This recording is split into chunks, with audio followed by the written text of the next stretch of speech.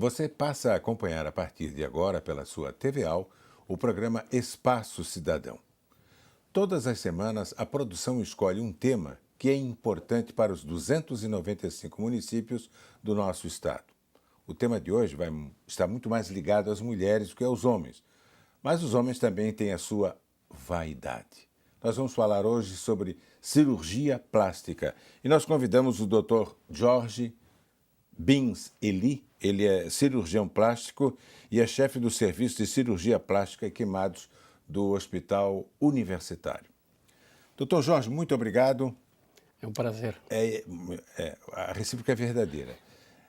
Se bem que eu nunca fiz, nem pretendo fazer, né? Mas, de qualquer maneira, pode ser que um dia tenha que fazer. Mas eu queria começar o programa de hoje da seguinte maneira.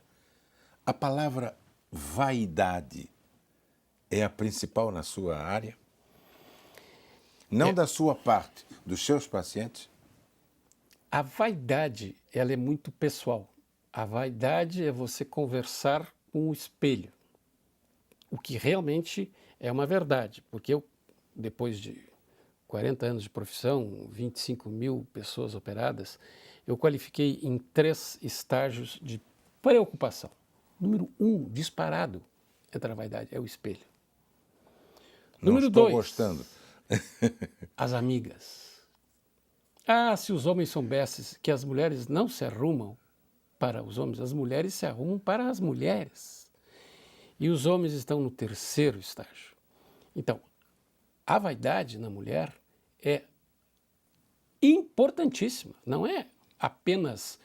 Eu tenho pacientes com deficiência visual seríssima, não dá para dizer que são cegas, mas deficientes visuais seríssimas, que querem se sentir normais. Porque essa é a grande verdade da cirurgia plástica. Todo mundo me pergunta assim, mas doutor, o que o pessoal chega lá no consultório, o que eles falam? Eu digo, nesta minha experiência, algumas chegam a formalizar. Doutor, eu quero ser normal. Eu quero parar de chamar a atenção por um defeito que eu tenho. Ou mama grande, ou não ter mama nenhuma, ou ter um nariz enorme. As pessoas querem ser normais. É raríssimo a paciente que vem procurar. Doutor, eu quero ficar maravilhosa, eu quero chamar a atenção de todo mundo, eu quero... É muito, mas muito raro. Tem uma coisinha que ela acha que é anormal. E aí é a história do... Isso é há muitos anos atrás, aqui em Florianópolis, bem no início da minha carreira. Entrou, não foi um cidadão, foi um nariz. Era uma coisa, rouba ar, morre no elevador, sabe? Quando o cara respira. E eu, muito inocente, no início da minha carreira, eu digo, cara, então vamos operar o seu nariz. O cara ficou bravo. Que isso, doutor? Eu vim aqui tirar essa bolinha aqui atrás da orelha, uma perebinha preta desse tamanho. A prova cabal de que o que interessa em cirurgia estética não é o que eu acho, é o que o paciente acha. E isso, às vezes, a gente não se dá conta. Essa história do nariz, já que o senhor falou, isso não é mais comum na mulher? Mulheres lindíssimas que, quando são filmadas de perfil, assustam. É justamente essa história do que ela pensa passa a ser uma verdade um pouco dependente das amigas, eu volto a insistir, depende um pouco, e muito pouco dos maridos, namorados. Ela é mais importante. Não quero falar nada não, mas o teu narizinho tá...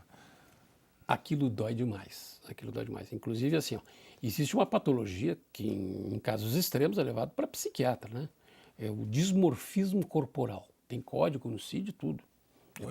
É a pessoa que se acha horrível, de feia, e chega a agredir, porque tu olha para a pessoa e diz, pô, mas a mulher é linda.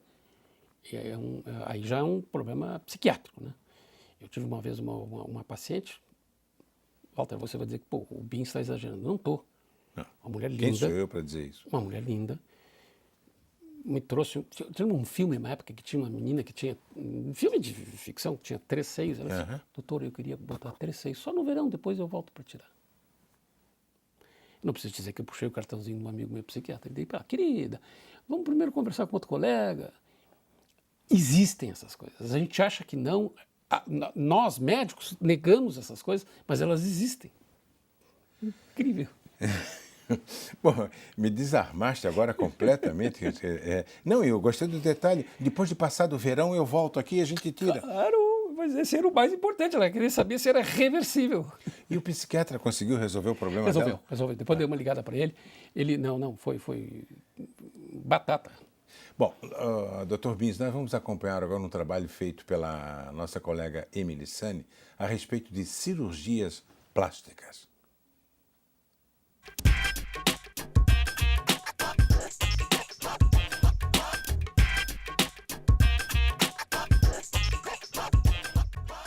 Pela primeira vez, o Brasil lidera o ranking mundial de cirurgias plásticas. Em 2013, o país realizou 1,49 milhão de operações, quase 13% do total mundial. Os dados fazem parte de um relatório da Sociedade Internacional de Cirurgia Plástica Estética. Segundo o levantamento, os procedimentos mais comuns no país são a lipoaspiração e o implante de silicone. Talvez colocar silicone por questão de estética mesmo. Sim, lipo. É aquela gordurinha indesejada. Silicone. Se eu pudesse, colocaria silicone. Ficar bem. E daí depois algumas outras coisinhas mais assim. Mas o silicone em primeiro lugar. Marileia, que também tinha o desejo de aumentar os seios, aproveitou o embalo para fazer uma lipoaspiração e retirar as gordurinhas da barriga e da cintura. A arquiteta confessa que tinha muitas dúvidas e um pouco de medo, mas garante que os esclarecimentos do médico e os exames feitos antes da cirurgia deram mais segurança. Primeiro que doía.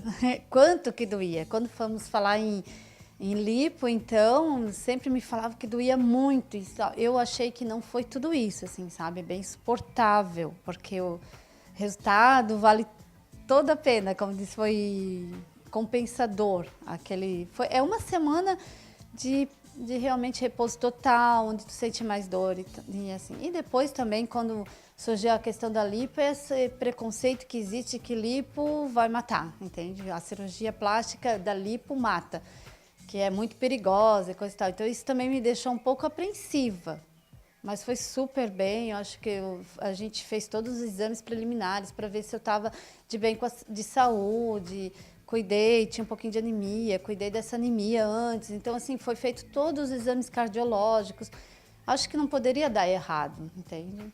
Fabiana também resolveu colocar a prótese de silicone. Foram 325 ml em cada seio. 6 meses depois, resolveu fazer uma lipoaspiração na barriga. Perdeu 15 centímetros. Ela, além das cirurgias, faz tratamentos estéticos com botox na região da testa e dos olhos. Todo o investimento melhorou o visual e sua autoestima. Mudaram tudo. Hoje eu me sinto mais mulher. Antes eu me sentia muito criança, muito menina, sabe? Hoje eu me sinto, a minha autoestima melhorou muito, né? Em tudo, né? Porque tu vai se arrumar, tu se olha no espelho, você se gosta mais, você se vê mais, né? Melhorou bastante. E o resultado foi tão positivo que, se precisar fazer outras cirurgias, Fabiana não se incomoda em dizer que as faria sem medo algum. No momento eu acho que eu não estou precisando, mas quando eu precisar eu vou fazer, de certeza. Não tenho a menor dúvida, eu vou fazer. Sem medo? Sem medo nenhum, nenhum. Né? O médico certo, os exames certos, né? Então, sem medo nenhum.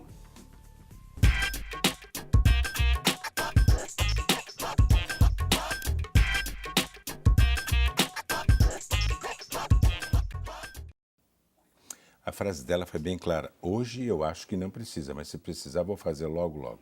Quais cirurgias plásticas são permitidas pelo SUS? Basicamente, assim, as duas mais modernas é pós-bariátrica, que realmente é a terceira que está encostando nas duas primeiras. A primeira é lipo e prótese de mama. Cada ano uma ficam trocando. E a terceira posição é pós-bariátrica.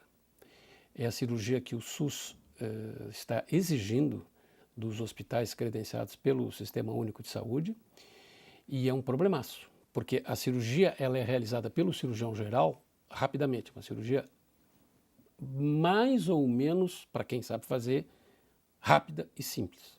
O problema é que a pessoa depois emagrece 20, 30, 40, 50, 60, 70 quilos Tudo flácido. e vem nos procurar. aí a coisa fica muito complicada.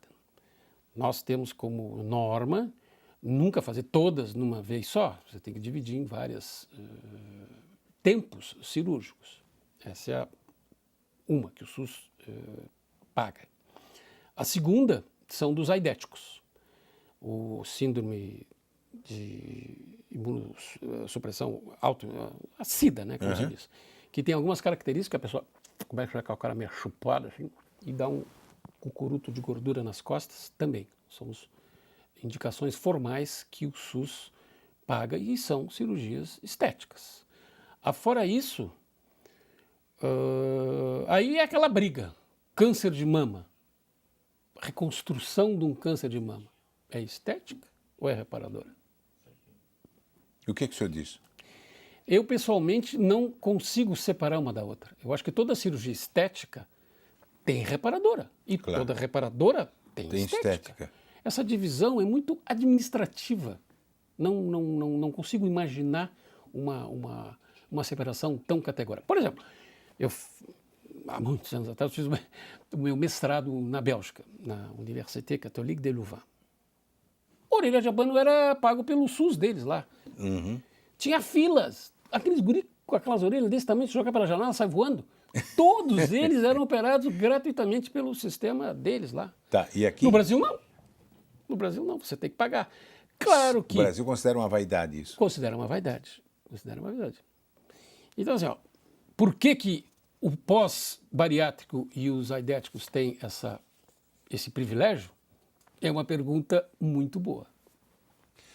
Doutor Jorge, na realidade de hoje, eu acho que o senhor vai responder a mulher, mas a vaidade hoje atinge mais a mulher do que o homem, a gente sabe disso.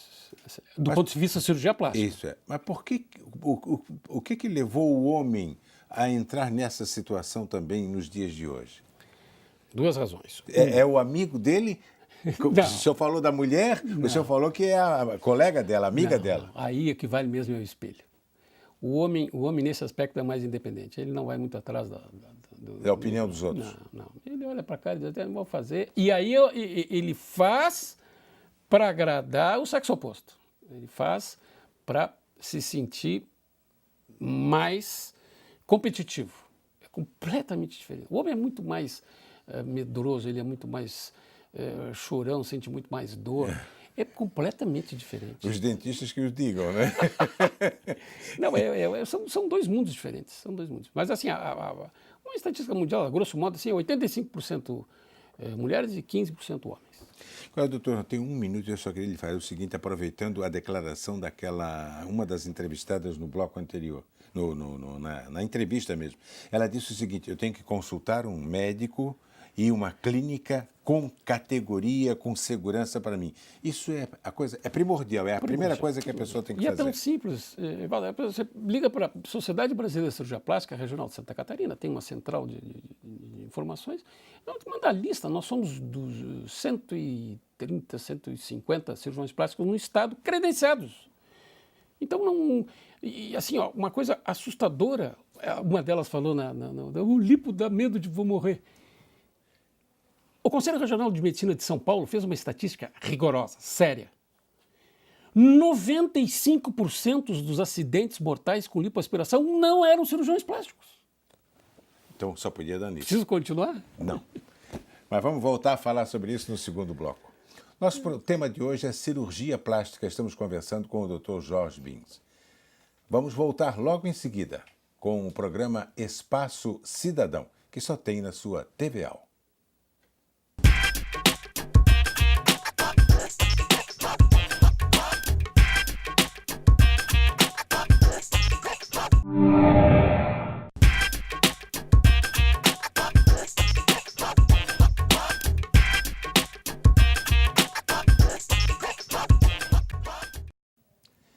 Estamos voltando pelo canal TVAL, o programa Espaço Cidadão.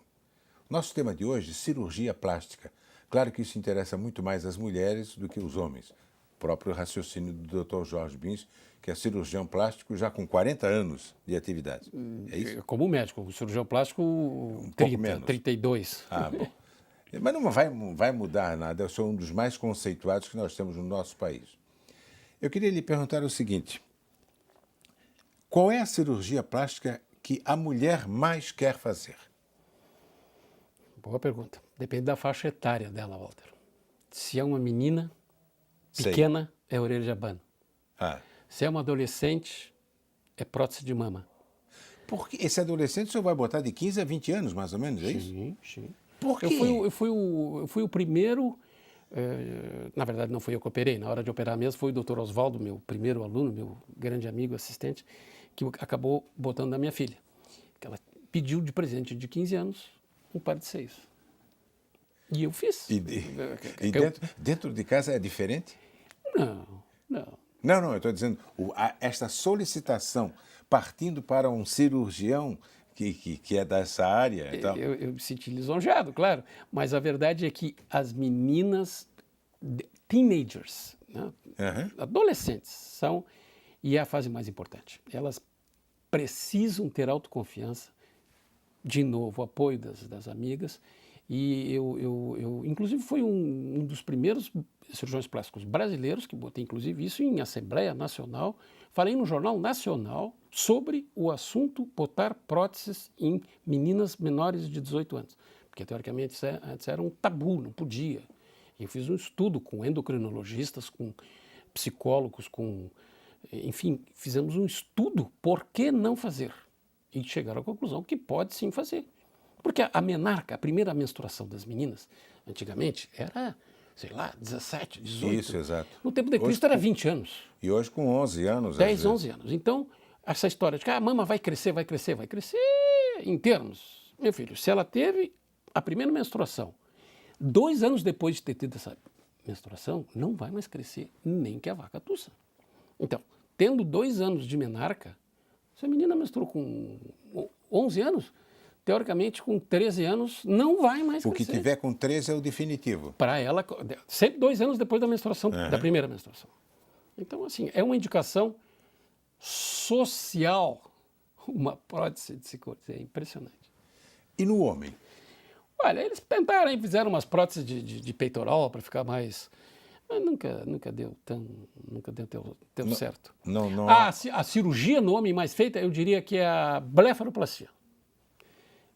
Eu que vos falo já fiz 2 vezes. É a cirurgia que os homens mais fazem. Ou seja, essa bolsa aqui embaixo isso. E em cima quase fecha a vista. Isso, e fica muito bem. É a cirurgia nas minhas mãos que eu mais fiz no sexo masculino. Dr. Bins, nós vamos agora para o lado externo da nossa programação. Nós temos algumas perguntas, eu queria que o senhor acompanhasse e respondesse em seguida, por favor. Quando causa queloide numa cirurgia plástica, qual o procedimento que eu devo fazer?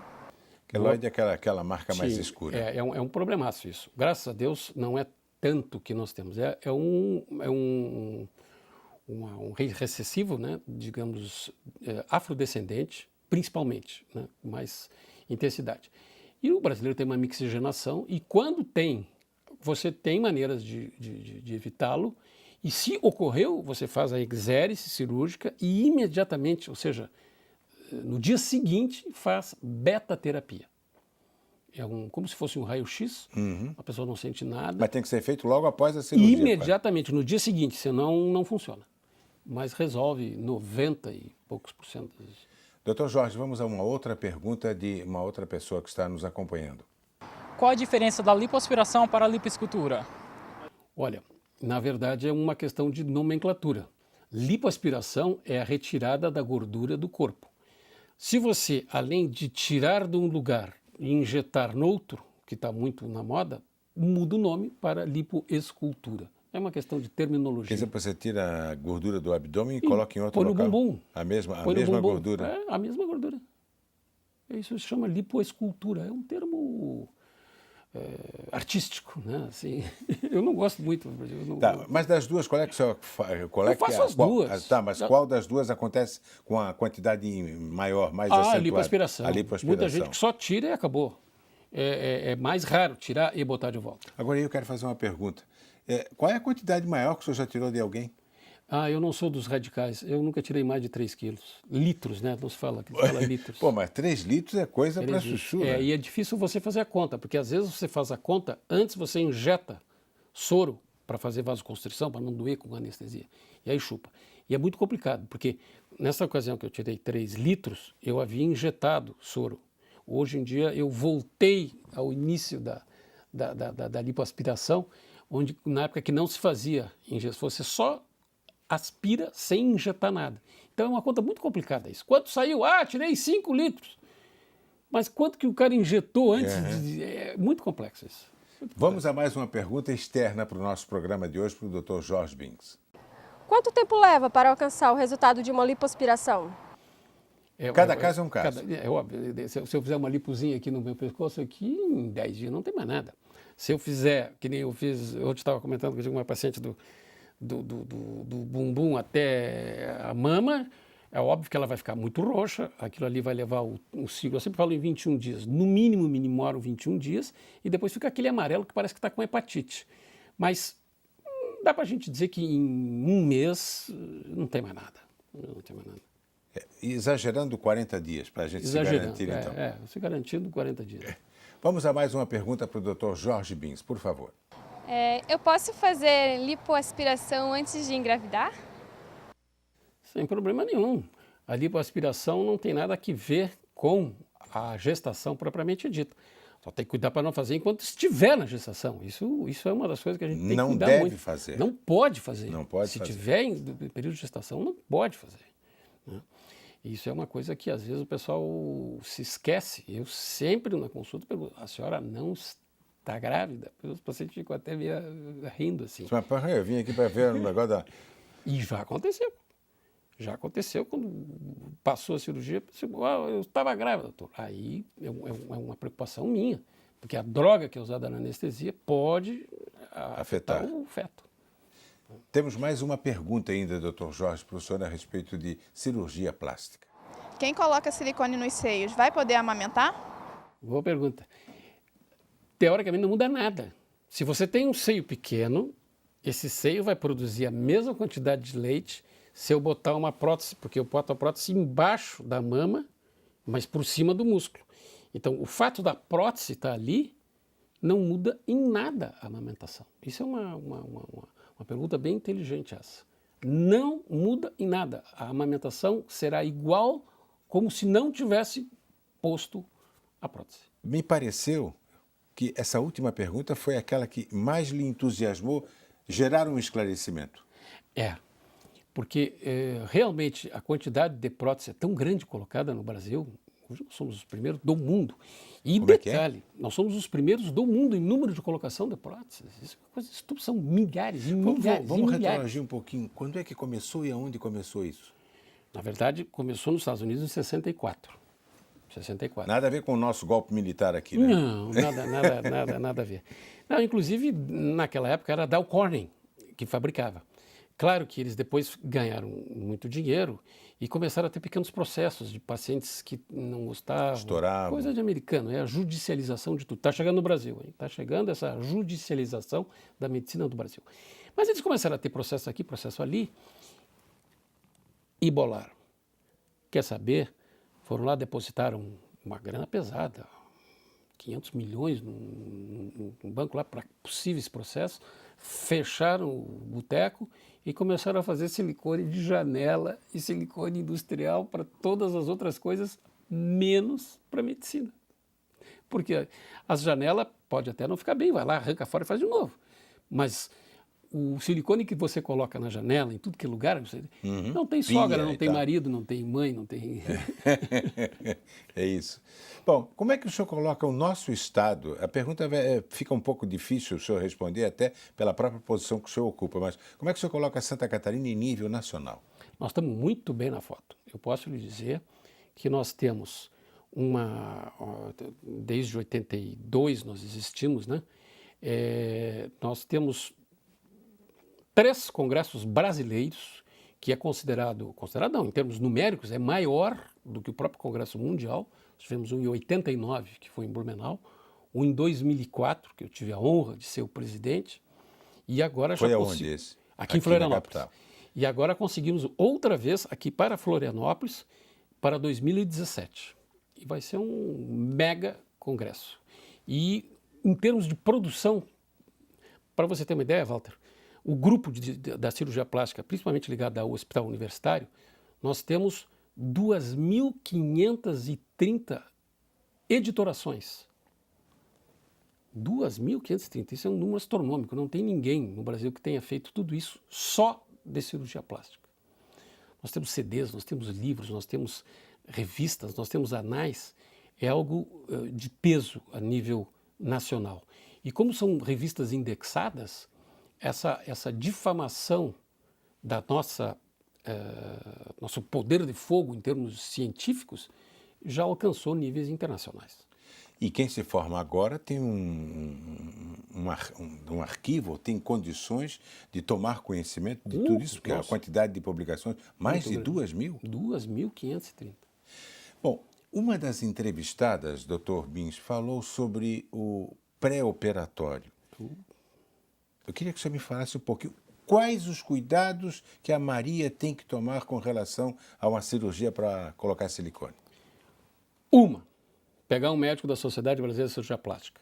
2, fazer uma consulta pré-anestésica.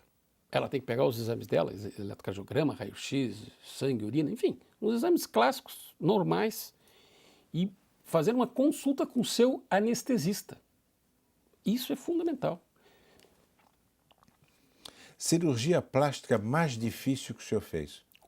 Rinoplastia, disparado, é a mais difícil. Por quê?